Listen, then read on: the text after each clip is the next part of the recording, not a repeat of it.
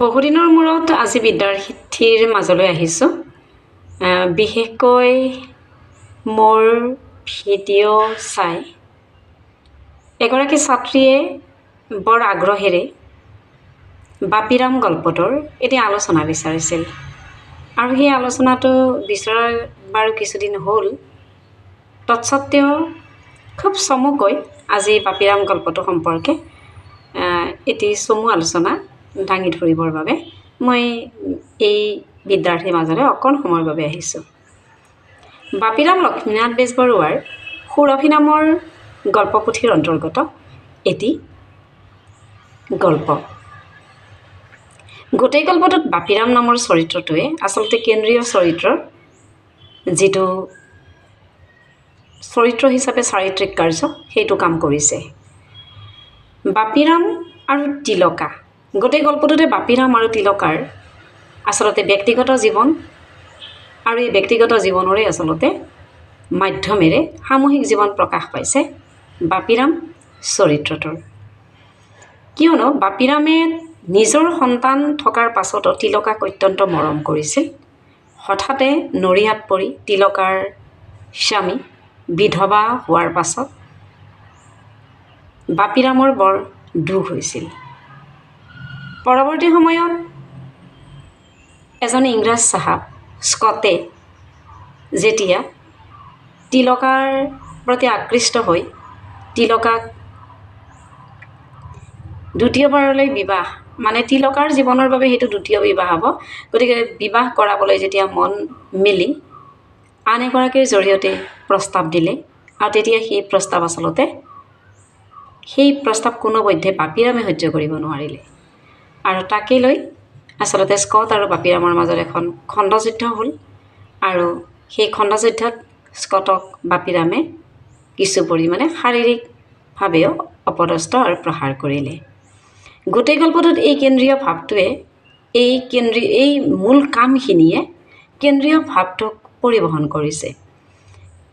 গল্পটোত বাপিৰাম চৰিত্ৰটো এটা মূল চৰিত্ৰ আৰু বাপিৰাম চৰিত্ৰটোৰ মৰম, স্নেহ, আত্মমৰ্যাদা, সততা কিন্তু লক্ষণীয়। কিয়নো তিলকাৰ প্ৰতি ইমান আন্তৰিকতা আছে, যাৰ কাৰণে তেওঁ দায়িত্ব পালন কৰিছে। নিজৰ সন্তান থকাৰ পিছতে তিলকাক তুলি তালি ডাঙৰ দীঘল সৰুৰ পৰা কৰিছিল। হেতুকে আচলতে বাপিৰামে যিবোৰ কষ্ট পোৱা কাম হৈছিলে, বিশেষকৈ তিলকাৰ স্বামী ঢুকাওঁতে বৰ কষ্ট পাইছিলে বা পৰৱৰ্তী সময়ত স্কটলৈ দ্বিতীয় বিবাহ হোৱাৰ পথত বাপিৰাম সন্তুষ্ট নাছিলে, এই সকলো সময়তে বাপিৰামে কিন্তু দায়িত্ব পালন কৰিছে। তিলকা চৰিত্ৰটোৰ নিজৰ এক সৌন্দৰ্য আছে। আমি চৰিত্ৰ আলোচনা কৰিবলৈ যোৱা নাই, মূল কথাবস্তুৰহে যিহেতুকে আজি আলোচনা কৰিছোঁ। থুলমূলকৈ বাপিৰামৰ কাহিনী এইখিনিয়ে, আৰু বাপিৰাম গল্পটো কাহিনীভাগ বুজিবলৈ যাওঁতে বাপিৰাম চৰিত্ৰটোক বুজিবলৈ যত্ন কৰাটো বেছি প্ৰয়োজন।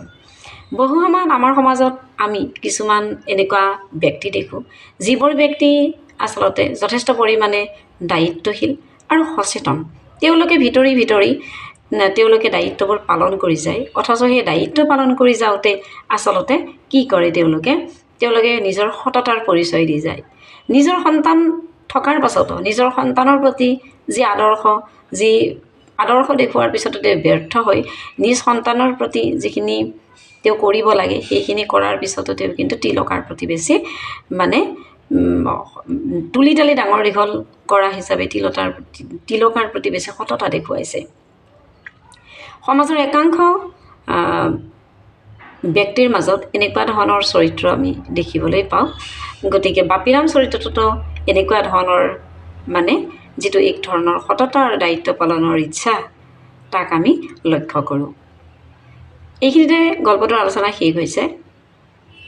লক্ষ্মীনাথ বেজবৰুৱাৰ সাহিত্যৰ মূল কথা হৈছে যে কুসংস্কাৰ নাশ, সমাজৰ কেতবোৰ নিয়ম কানুনৰ বিপক্ষে তেওঁ সদায় কি কৰিছিলে, সাহিত্যৰ জৰিয়তে প্ৰতিবাদ কৰিবলৈ বা সাহিত্যৰ জৰিয়তে সেই দিশটো দেখুৱাই দিবলৈকে, সচেতন কৰিবলৈকে কেতবোৰ তেওঁ কাম কৰিছিল। তিলকা বিধৱা হৈছে আৰু তিলকা বিধৱা হোৱাৰ পিছত সমাজত হয়তো কিবা এটা তেওঁ ভাবিছে যে দ্বিতীয় বিবাহ হ'লে বৰ ভাল নহ'ব, গতিকে সেইটোতে বাধাও দিছে। নাইবা স্কটৰ তেওঁৰ চাৰিত্ৰিক দিশটো ইমান পচন্দ হোৱা নাই, গতিকে সেইটোৰ ফালৰ পৰাই গৈ হ'লেও তেওঁ বাধা দিছে। গতিকে ইয়াতো আমি এটা সামাজিকভাৱে সচেতন ব্যক্তি এগৰাকীক বাপিৰামৰ মাজত আমি লক্ষ্য কৰোঁ। একেধৰণে সমাজত নাৰীয়ে যি ধৰণৰ কষ্ট পায়, সেই কষ্টটোও লক্ষ্মীনাথ বেজবৰুৱাই তেওঁৰ সাহিত্য কৃতিৰ মাজত বৰ মানে লক্ষণীয়ভাৱে কিন্তু বৰ্ণনা কৰিছে। তিলকা চৰিত্ৰ আৰু বাপিৰামৰ জৰিয়তে এই গল্পটোতো আচলতে সেই দিশটো উজ্জ্বল হৈ উঠিছে। কিয়নো তিলকাৰ স্বামীয়ে ঢুকোৱাৰ পাছত বাপিৰামে সততাৰে যিখিনি কাম কৰিলে বা বাপিৰামৰ যিখিনি মনোভাৱ গল্পটোত প্ৰকাশ পাইছে, তাৰ জৰিয়তে বাপিৰাম চৰিত্ৰটো আমি সঁচাকৈয়ে এক ধৰণৰ আকৰ্ষণ অনুভৱ কৰোঁ। সমাজত তেনে এজন যেন ব্যক্তিৰ দৰকাৰ। গতিকে সকলো পিতৃ মাতৃয়ে নিজৰ সন্তানক মৰম কৰে, ভাল পায়, কিন্তু তাৰ মাজত কেতিয়াবা অকৃতজ্ঞ সন্তানৰ প্ৰতি নাইবা যদি পিতৃ অত্যন্ত সৎ হয়, তেতিয়াও কেতিয়াবা সন্তান অকণমান পিতৃৰ দৃষ্টিত ভিন্ন হ'লেও সন্তানক ক্ষমা কৰি নিদিয়া এক ধৰণৰ দৃঢ় আৰু সৎ চৰিত্ৰ হিচাপে বাপিৰামক আমি গল্পটোত লক্ষ্য কৰোঁ। গতিকে গোটেই গল্পটোত আচলতে সেই সময়ৰ ঊনবিংশ শতিকাৰ সমাজৰ যি এক ধৰণৰ মানে চাহ, যেনে ইংৰাজসকলৰ প্ৰভাৱ, সেইটো আমি লক্ষ্য কৰোঁ যে ইংৰাজ চাহাব এজনে তিলকাৰ প্ৰতি আকৃষ্ট হোৱাৰ জৰিয়তে আমি তেওঁলোকৰ সেই মনোভাৱবোৰ বা গাঁৱে ভূঞে তেতিয়াও সেই পৰিৱেশটো থকা আমি লক্ষ্য কৰিছোঁ। আৰু তাৰ বাহিৰেও আচলতে বাপিৰাম গল্পটোত ঊনবিংশ শতিকাৰ সামাজিক যিবোৰ চেতনা, সামাজিক যিবোৰ কেতিয়াবা নাৰীয়ে দ্বিতীয় বিবাহ হ'ব পাৰে, পুৰুষেও দ্বিতীয় বিবাহ কৰিছে, গতিকে ঠিক তেনেধৰণে যি এক সহমৰ্মিতা বা কঠোৰ বান্ধোন, এটা সহমৰ্মিতা থকাৰ বিপৰীতে এটা কঠোৰ বান্ধোন আছিল, সেই দিশটো কিন্তু গল্পটোত প্ৰকট হৈছে।